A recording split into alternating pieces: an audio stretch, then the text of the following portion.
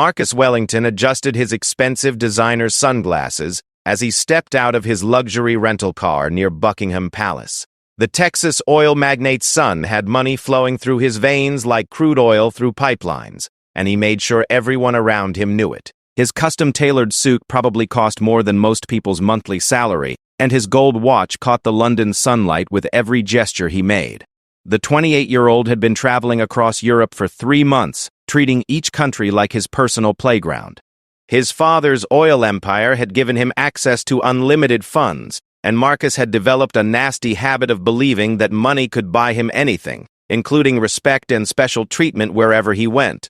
Standing before the iconic gates of Buckingham Palace, Marcus pulled out his phone to take selfies. The tourists around him were keeping a respectful distance from the Queen's guards, those famous red-coated sentries with their tall black hats who stood motionless at their posts.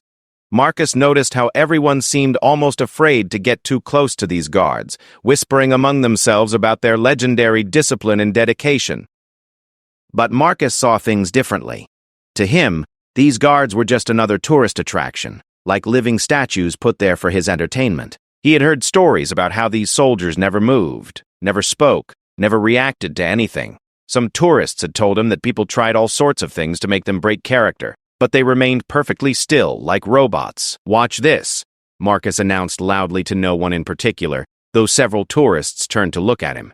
His voice carried the arrogance that comes from never being told no in any meaningful way. He strutted toward one of the guards, a young man who appeared to be in his early 20s, standing perfectly erect with his rifle held in the traditional position. The guard's name was James Morrison, though Marcus would never bother to learn this. James had been serving in the Queen's Guard for 18 months, following in the footsteps of his grandfather, who had served with distinction for over 20 years. For James, this wasn't just a job or some ceremonial role for tourists to gawk at. This was a sacred duty, a tradition that connected him to centuries of British military history. James had undergone months of rigorous training to earn his position. Every morning he spent hours perfecting his stance, learning to remain motionless for extended periods despite weather conditions, physical discomfort, or distractions. The red tunic he wore weighed several pounds, and the iconic bearskin hat added even more weight to his head and neck. Standing guard required not just physical endurance, but mental strength and unwavering focus.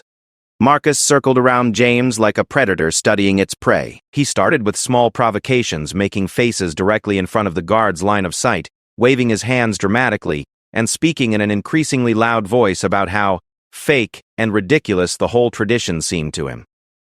"Look at this guy!" Marcus called out to the gathering crowd of tourists, many of whom looked uncomfortable with his behavior. "He's like a wind-up toy. Probably not even a real soldier. They just dress up local actors to fool the tourists."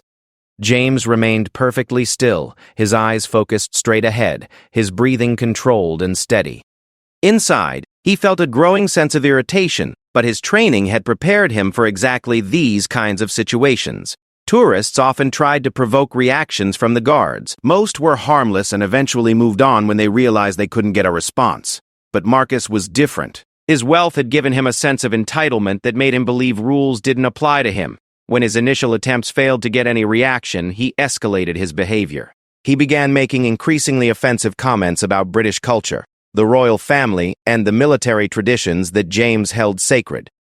"I bet I could buy this whole stupid ceremony," Marcus declared, pulling out a thick wad of cash from his designer wallet. "How much do you want to break character, toy soldier? £1,000? 5,000? Everyone has a price." The crowd of tourists was now watching with a mixture of fascination and horror. Some began taking videos with their phones, sensing that something significant was about to happen. Others started backing away, uncomfortable with the escalating tension. Marcus moved closer to James, now standing just inches from his face. The guard's discipline was remarkable. Not even a flicker of emotion crossed his features, though his hands remained steady on his rifle. Marcus could smell the leather of the guard's equipment and see the fine details of his uniform up close. "You know what I think?" Marcus continued, his voice dripping with contempt. "I think this whole thing is a joke. Your country is a joke. Your queen is just an old lady playing dress-up, and you're all pretending this matters." Still no reaction from James. The young guard had learned to separate his personal feelings from his professional duties. Whatever this wealthy tourist said, it couldn't touch the pride he felt in serving his country and maintaining a tradition that had endured for generations. But Marcus wasn't finished. His frustration at being unable to provoke a reaction was building into genuine anger. In his world, money and status commanded immediate attention and respect. The fact that this common soldier was ignoring him felt like a personal insult that demanded retaliation. "I've spent more money on lunch today than you probably make in a month," Marcus sneered, moving even closer to James's face. "You're nothing but a trained monkey in a fancy costume." The insults continued for several more minutes, with Marcus becoming increasingly crude and personal in his attacks. He mocked James's appearance, questioned his intelligence, and made disparaging remarks about his family background, though he knew nothing about the guard's actual life or circumstances. James's jaw tightened almost imperceptibly, the only sign that the words were having any effect at all. His grandfather had taught him that the uniform he wore represented something far greater than himself.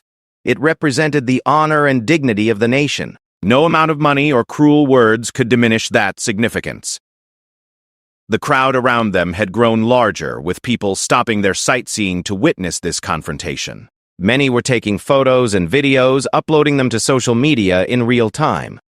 Tour guides began steering their groups away from the area, recognizing that the situation was becoming uncomfortable for everyone involved. Marcus noticed the attention he was attracting and seemed to feed off it. In his mind, he was the star of this show, the wealthy American who was exposing the absurdity of these British traditions. He had no understanding that most observers were feeling embarrassed for him rather than entertained by his behavior. "You want to know what I think of your precious traditions?" Marcus asked rhetorically, his voice rising to ensure everyone nearby could hear him clearly. What happened next would be captured on dozens of phones and shared millions of times across social media platforms within hours. Marcus gathered saliva in his mouth and, with a disgusting display of contempt, spat directly onto James's immaculate red tunic. The glob of saliva struck the guard's chest and slowly began to run down the pristine fabric of his uniform. For a moment, the entire scene seemed frozen in time. The crowd gasped collectively. Phones continued recording, and James remained standing at perfect attention despite the humiliation he had just endured. Marcus stepped back with a satisfied smirk, clearly pleased with himself for finally doing something that couldn't be ignored. He turned to the crowd as if expecting applause for his performance, but instead found faces filled with shock, disgust, and disapproval. There, Marcus announced proudly. "Let's see him stay frozen now. I just improved his costume with some American seasoning." But James didn't break. Despite the saliva slowly staining his uniform, despite the personal humiliation, despite the anger that must have been building inside him, the young guard maintained his position and composure. His eyes remained fixed straight ahead, his posture perfect, his rifle held in exactly the correct position. The crowd's reaction, however, was immediate and intense. Several British tourists began shouting at Marcus, calling his behavior disgusting and shameful. An elderly woman approached him directly, wagging her finger and lecturing him about respect and decency. Even some of the American tourists in the crowd began distancing themselves from Marcus, clearly embarrassed to be associated with his nationality at that moment. Marcus seemed genuinely surprised by the negative reaction. In his privileged bubble, he had expected people to find his behavior amusing or impressive. Instead, he found himself facing a crowd of angry faces and harsh words. Several people were already calling for palace security, and he could see uniformed officers beginning to move in his direction from various posts around the area. "What's everyone so upset about?" Marcus asked defensively, though his confident demeanor was beginning to crack slightly. "It's just spit. I'm sure they wash those costumes. Besides, I'm a tourist spending money in this country. That should count for something." But the damage was done, and not just to James's uniform. The videos being recorded were already spreading across social media platforms, with people sharing them along with comments expressing outrage at Marcus's behavior. Within minutes, the hashtag #RespectTheGuards was trending, and Marcus's face was becoming recognizable to thousands of people online. James continued standing at his post, though palace security was now approaching to assess the situation. The young guard knew that protocol required him to maintain his position unless specifically relieved by a superior officer. His training had prepared him for many unusual situations, but being spat upon by a wealthy tourist wasn't something he had specifically rehearsed. As security officers arrived at the scene, Marcus's attitude shifted from arrogant pride to defensive irritation. He couldn't understand why everyone was making such a big deal out of what he considered a harmless prank. In his mind, he was just having fun with a tourist attraction, not realizing that he had just assaulted a serving member of the British military. The lead security officer, a stern-faced man in his 40s named Captain Richards, approached the situation with professional calm. He had been monitoring the incident from nearby and had seen the entire confrontation unfold. His first priority was ensuring that James was all right and that the dignity of the Queen's Guard was maintained. "Sir," Captain Richards addressed Marcus in a tone that was polite but carried unmistakable authority, "I'm going to need you to step away from the guard and come with me."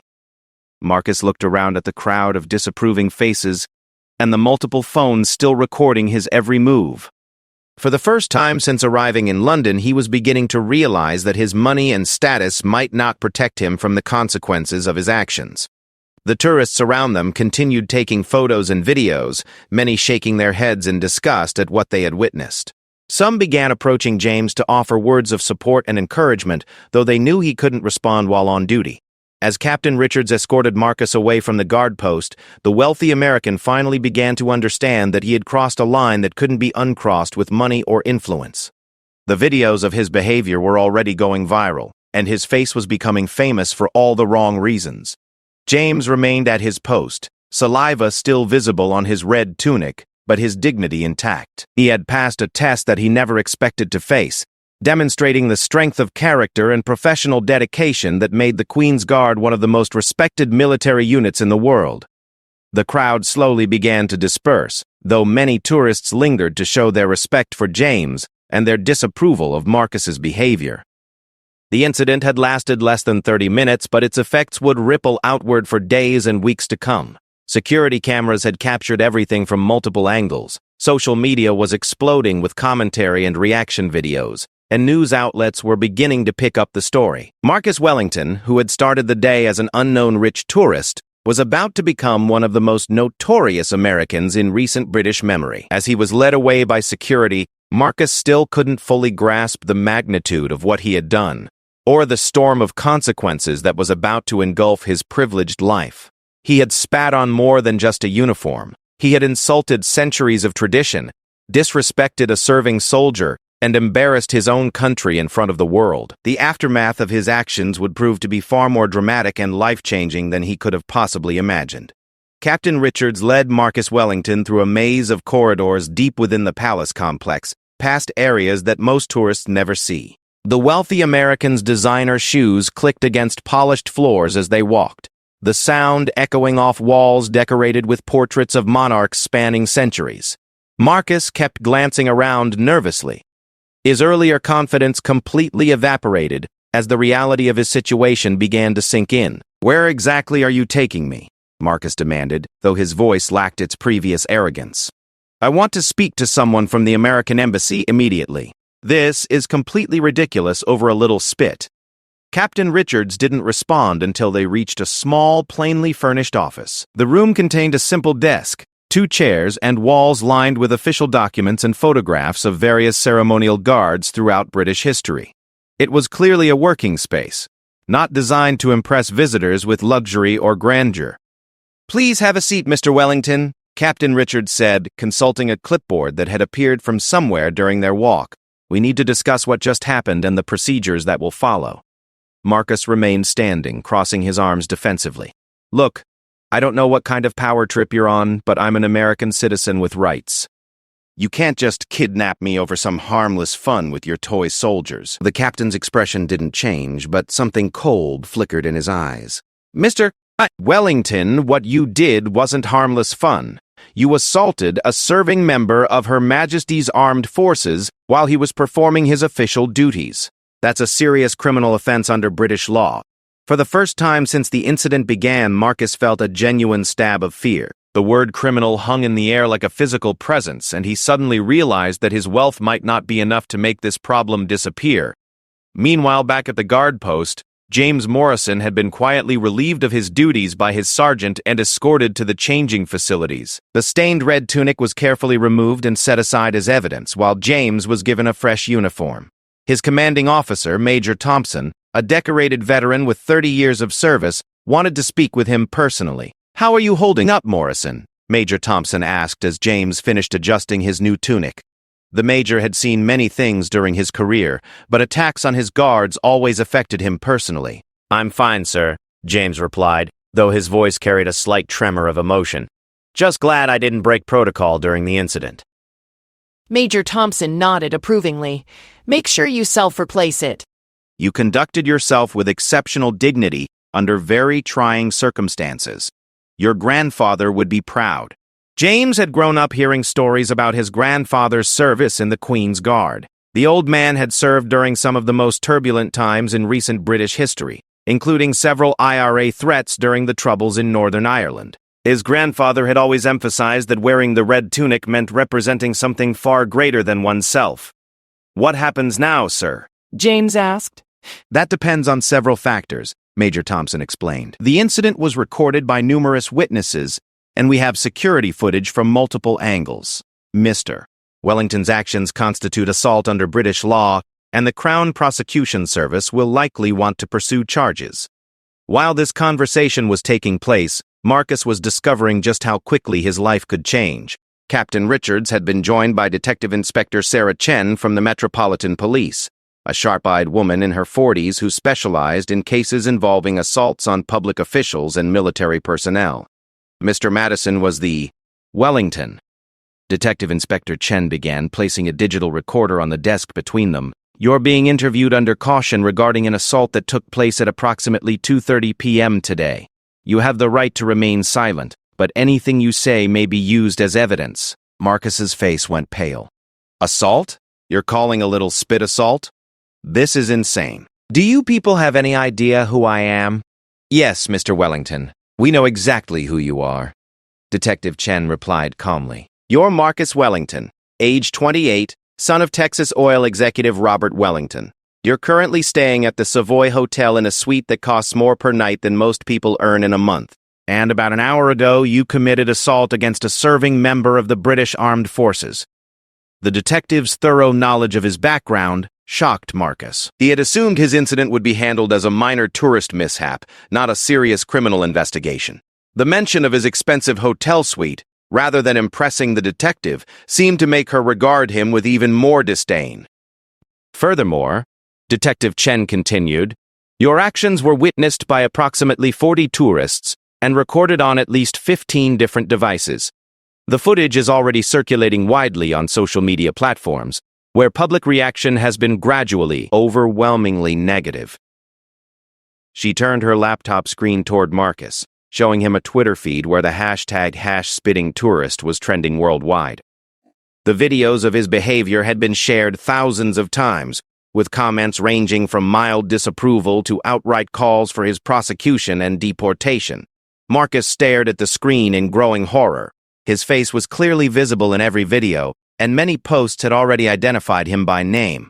Worse, news outlets were beginning to pick up the story, with headlines like "Wealthy American Tourist Assaults British Guard" and "Disgraceful Display at Buckingham Palace."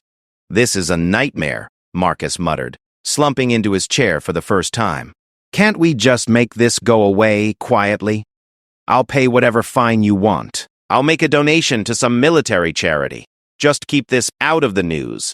Detective Chen's expression remained professional, but Marcus could sense her disgust at his assumption that money could solve everything. "Wellington, this isn't a parking ticket. You assaulted a soldier. There's no fine that makes this go away quietly." Back in Texas, Marcus's father, Robert Wellington, was having the worst day of his business career. His assistant had burst into his office with a tablet showing the viral videos of his son's behavior.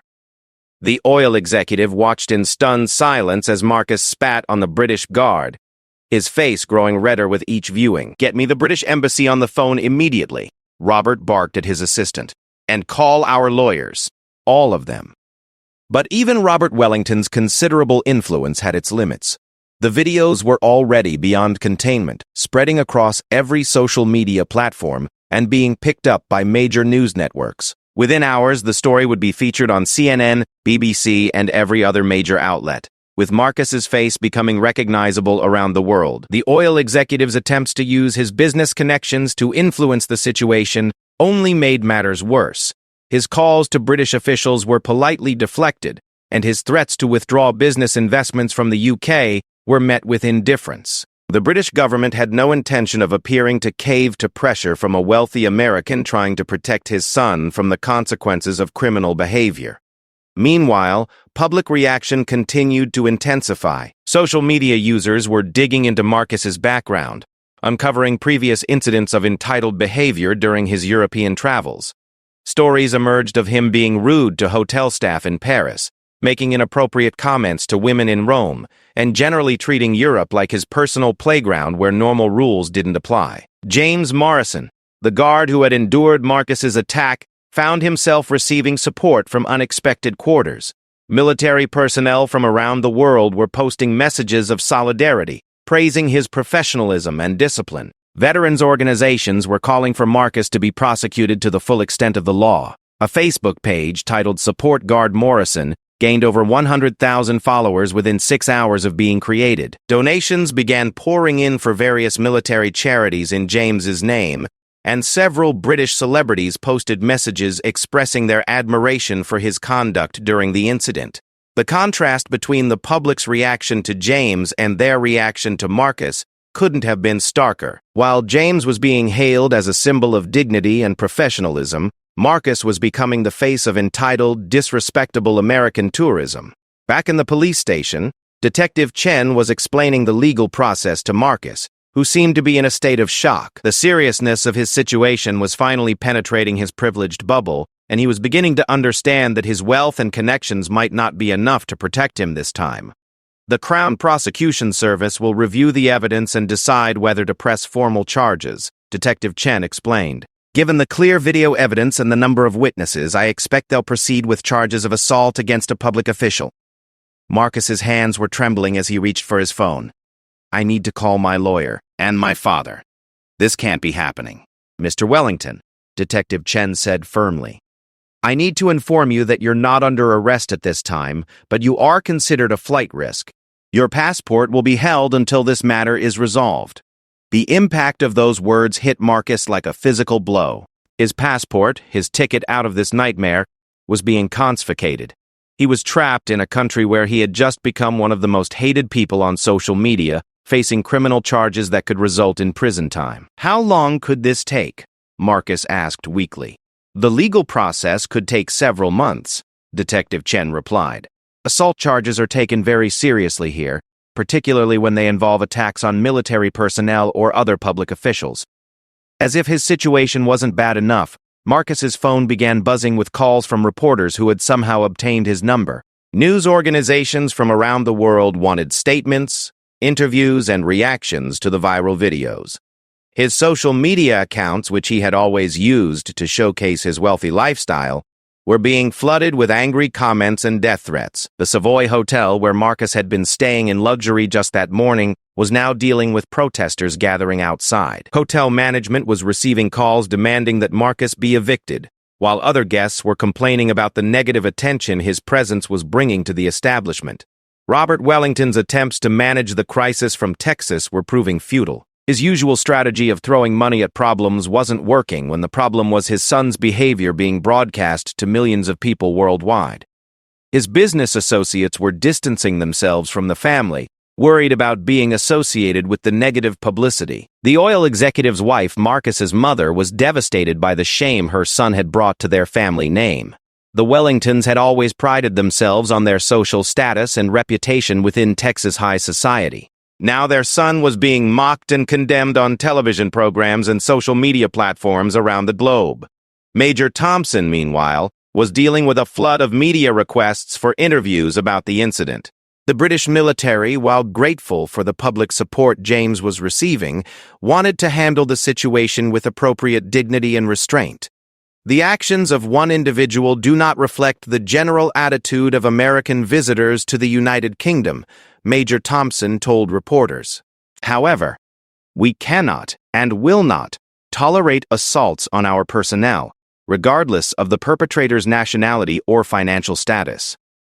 James Morrison himself was struggling with the sudden fame and attention. The young guard was a private person who had never sought the spotlight, yet his dignified response to Marcus's attack had made him an international symbol of professionalism and duty.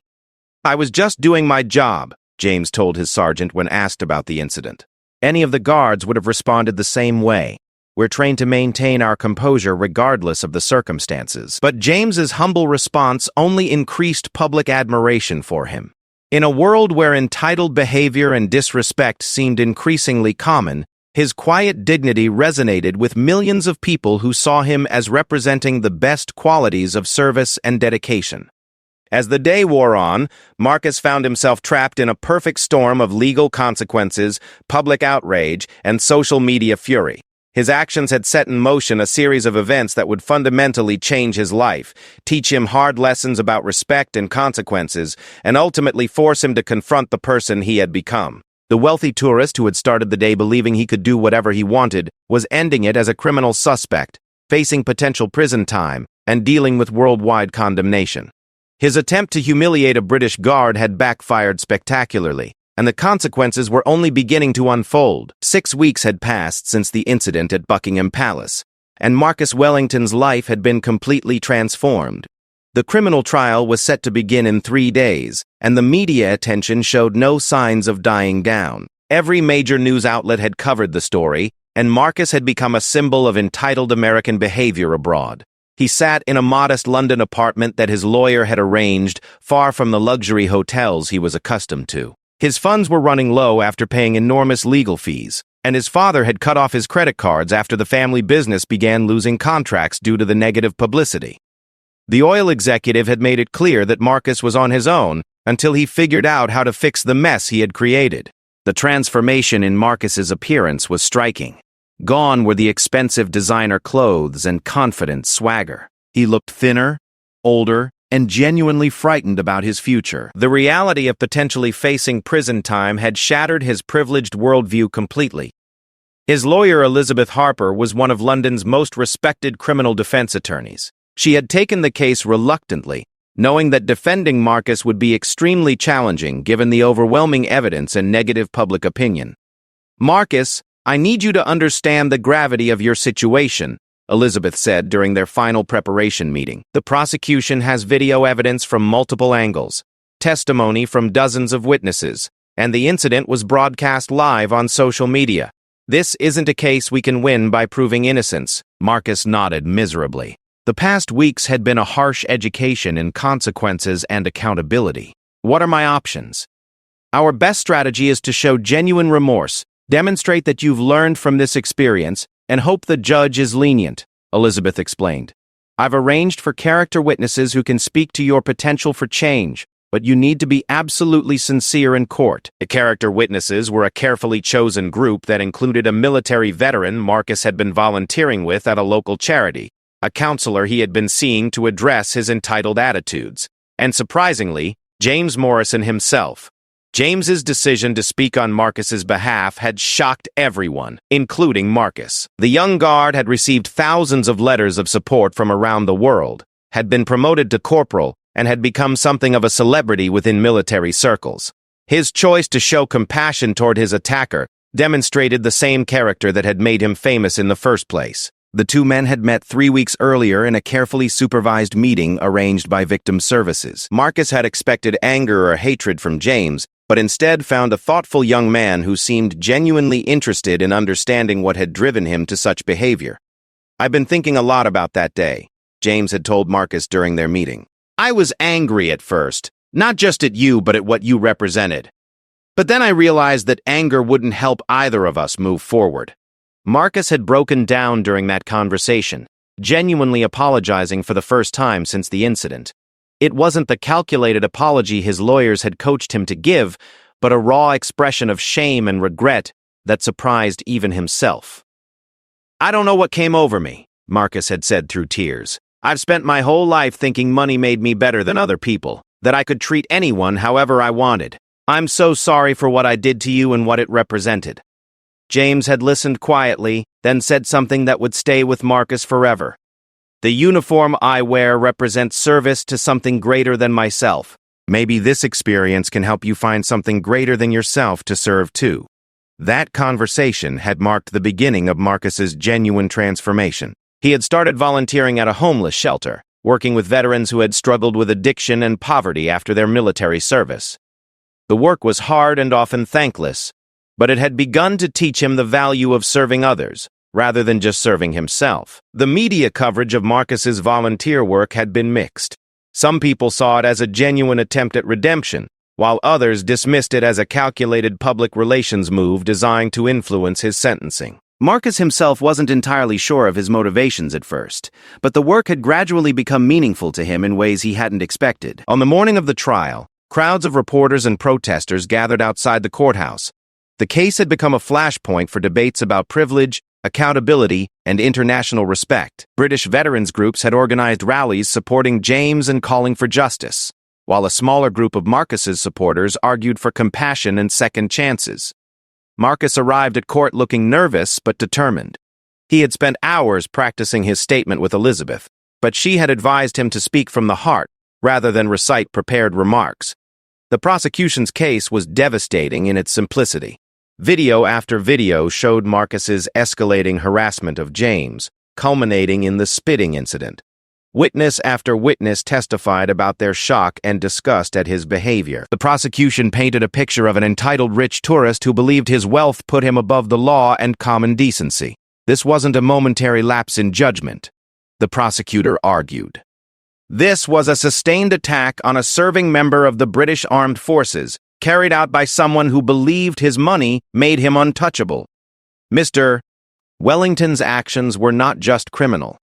They were an insult to the values of respect and dignity that our society holds dear. When it came time for the defense, Elizabeth Harper made an unusual choice. Rather than minimize Marcus's actions or make excuses for his behavior, she focused on his transformation since the incident. "Your Honor," she said, "we don't dispute the facts of this case. Mr. Wellington's behavior that day was inexcusable and criminal. But I ask you to consider not just who he was on that day, but who he has become in the weeks since." The character witnesses took the stand one by one. The military veteran who supervised Marcus's volunteer work testified about his dedication and humility in serving homeless veterans. The counselor spoke about his genuine efforts to address the attitudes and beliefs that had led to his criminal behavior. Then James Morrison took the stand. The courtroom fell silent as the young guard, dressed in his formal military uniform, walked to the witness box. His testimony would be the most crucial moment of the trial. "Your Honor," James began, his voice clear and steady, "what Mr. Wellington did to me that day was wrong. It was an attack not just on me personally, but on the institution I serve and the values it represents. I won't pretend it didn't hurt, both physically and emotionally." He paused, looking directly at Marcus. "But I've seen something in Mr. Wellington over these past weeks that gives me hope. I've watched him work with veterans who have struggled, seen him listen to their stories, and witnessed his genuine desire to understand the meaning of service." The courtroom was completely quiet as James continued. "The uniform I wear represents forgiveness as much as it represents strength. Mr. Wellington made a terrible mistake, but I believe he's learned from it.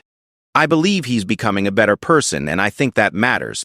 When Marcus finally took the stand to address the court, his voice was shaking with emotion. "Your Honor, I stand before you as someone who has been forced to confront the worst parts of himself. The first year, we were sent to one sentence, with one sentence, and one sentence, and that was the book of our self's personality." He looked at James, then back at the judge. "I can't take back what I did. I can't undo the disrespect I showed to Corporal Morrison and to the institution he serves.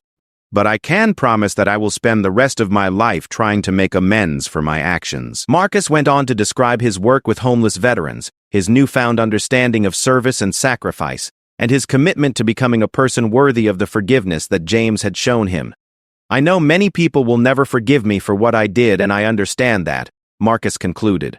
But I hope that my actions from this day forward will show that people can change, that privilege and entitlement don't have to define a person forever. The judge, a stern woman in her 60s who had presided over hundreds of criminal cases, listened carefully to all the testimony before announcing her decision. "Mr. Tip Wellington," she said, "your actions that day were reprehensible and criminal. You assaulted a serving member of the armed forces while he was performing his duties, and you did so in a manner that showed complete disrespect for British institutions and values." Marcus closed his eyes, preparing for the worst. However, the judge continued, "I have been impressed by the testimony regarding your conduct since this incident. The fact that your victim has spoken on your behalf, and the evidence of your genuine efforts to make amends are factors I must consider in sentencing." She sentenced Marcus to 6 months in prison, suspended for 2 years, meaning he would only serve time if he committed another offense. He was also ordered to pay a substantial fine, perform 300 hours of community service, and write a formal apology to be published in major British newspapers. The sentence sparked debate across social media and news outlets. Some felt it was too lenient, while others praised the judge for recognizing Marcus's genuine transformation and James's remarkable forgiveness. Marcus himself was relieved, but knew that his real work was just beginning. The suspended sentence meant he could return to America, but he chose to stay in London to complete his community service and continue working with veterans. Over the following months, Marcus's story took an unexpected turn. His genuine transformation, combined with James's act of forgiveness, began to change public perception. The two men appeared together at veterans events, speaking about the power of second chances and the importance of accountability. Marcus used his remaining wealth to establish a foundation supporting military veterans and promoting cultural understanding between American and British communities. James, meanwhile, continued his service as a guard while also working part-time with the foundation. The viral video that had made Marcus infamous was still viewed millions of times, but now it was often accompanied by follow-up stories about redemption, forgiveness, and personal growth. Educational institutions began using their story as a case study in character development and the consequences of entitled behavior. 2 years after the incident, Marcus had completed his community service and was working full-time with veterans organizations. His relationship with his father remained strained, but he had built a new life based on service rather than privilege. James had been promoted again and was being considered for officer training. The two men had become unlikely friends, their shared experience creating a bond that transcended their very different backgrounds. They often spoke at schools and universities about respect, dignity, and the possibility of redemption even after terrible mistakes. Marcus's transformation wasn't complete. He continued working with counselors to address his attitudes and behaviors, but it was genuine. He had learned that true respect couldn't be bought with money, that dignity came from serving others, and that the worst moments of a person's life didn't have to define their entire future. The incident at Buckingham Palace that had nearly destroyed Marcus's life had ultimately become the catalyst for his redemption. His story became a powerful example of how even the most privileged and entitled individuals could learn, grow, and change when confronted with the consequences of their actions, and shown compassion by those they had wronged. Years later, when people searched for the viral video of the spitting tourist, they would also find stories of transformation, forgiveness, and the remarkable friendship between a wealthy American who had lost his way and the British Guard who had helped him find it again. The incident that had begun with disrespect and hatred had ultimately become a testament to the power of accountability, redemption, and human compassion.